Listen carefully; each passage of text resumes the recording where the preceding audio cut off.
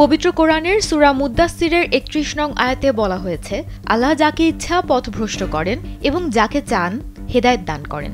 এমনই এক ঘটনা ঘটেছে এক মার্কিন সেনা কর্মকর্তার সঙ্গে।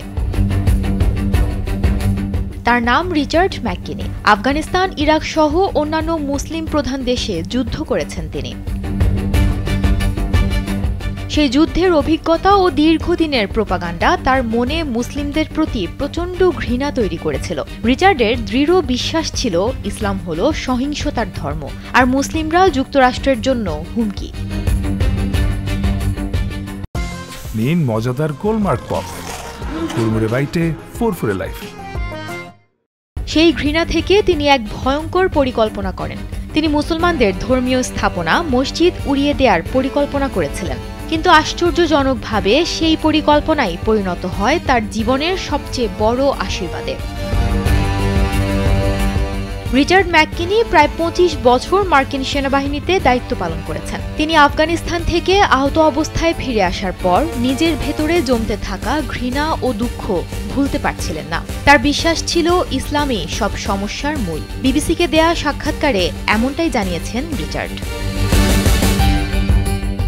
এই ঘৃণার ফলে তিনি ঠিক করেন যুক্তরাষ্ট্রের ইন্ডিয়ানা মঞ্চি শহরের একটি মসজিদে তিনি বোমা হামলা করবেন। তিনি মনে করতেন মুসলিমরা আমেরিকাকে ধ্বংস করবে, তাই আগে থেকেই তাদের ধ্বংস করতে হবে।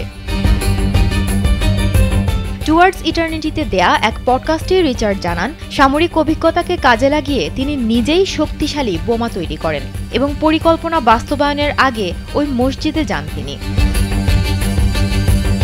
তার উদ্দেশ্য ছিল মসজিদের ভেতরের অবস্থা বোঝা, কিন্তু সেখানে গিয়ে তিনি যা দেখতে পেলেন তা তাকে সম্পূর্ণ বদলে দেয়।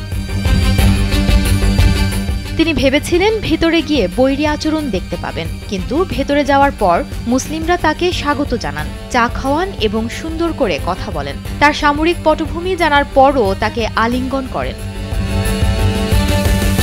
বিবিসি রেডিওকে দেয়া সাক্ষাৎকারে রিচার্ড বলেন, তিনি মুসলমানদের কাছে ঘৃণা নিয়ে গিয়েছিলেন, কিন্তু তারা তাকে ভালোবাসা দিয়েছেন।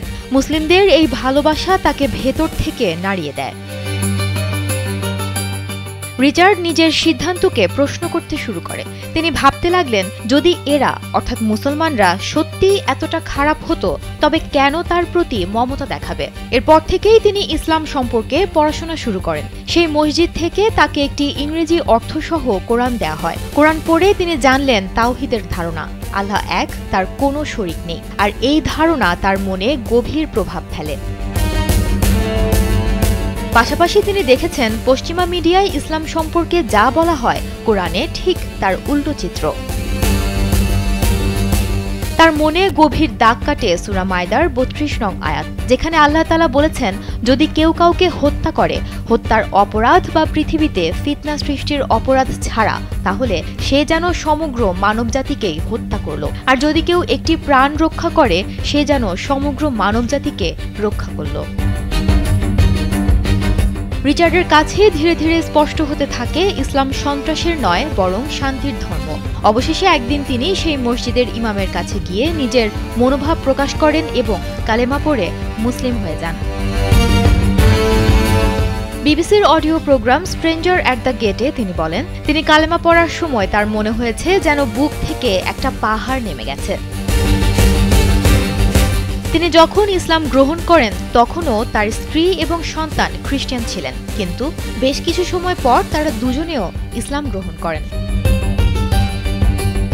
রিচার্ড ম্যাককিনির জীবনের গল্প থেকে তৈরি documentary stranger at the gate অস্কারেও মনোনীত হয়েছিল। তিনি এখন যুক্তরাষ্ট্রের বিভিন্ন জায়গায় বক্তৃতা দেন, মানুষকে জানান ঘৃণা থেকে কিভাবে ভালোবাসায় ফেরা যায়। সুমনা মুস্তফা, কালবেলা।